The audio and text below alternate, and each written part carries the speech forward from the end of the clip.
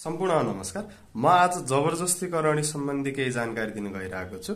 हाम्रो मुलुकी फौजदारी संहिता 2074 को दफा 219 मा चाहिँ कसैले जबरजस्तीकरणी गर्न हुँदैन भनेर व्यवस्था गरेको छ।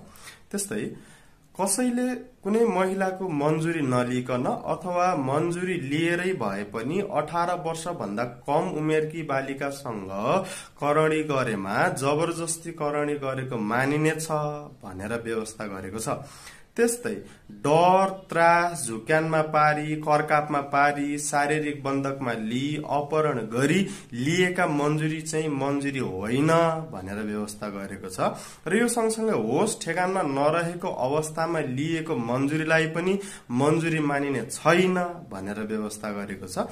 र यो सँगसँगै गुद्दद्वार वा मुखमा लिङ्ग पसाएमा, गुद्दद्वार मुख वा योनिमा चाहिँ लिङ्गको केही मात्रा पसाएमा अथवा लिङ्ग बाहेक अन्य कुनै वस्तु योनिमा पसाएमा पनि जबरजस्ती करणी गरेको मानिनेछ भनेर व्यवस्था गरेको छ।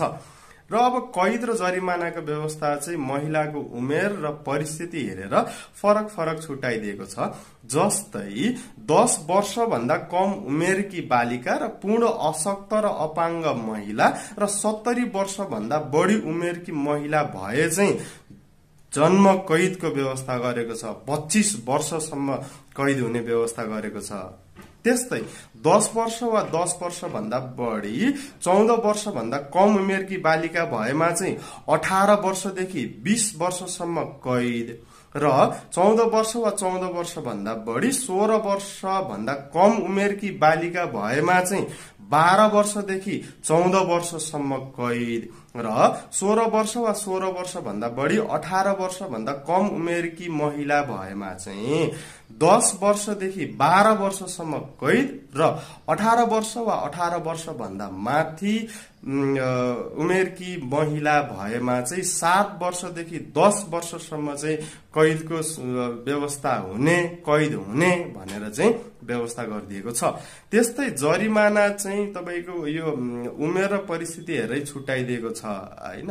यो सजायको अतिरिक्त चाहिँ जरिमाना समेत हुनेछ र जरिमाना पनि परिस्थिति हेरेर हुनेछ भनेर व्याख्या गरेको छ हैन। र सबभन्दा धेरै जरिमाना चाहिँ यो 7 लाखसम्म तोकिदिएको छ।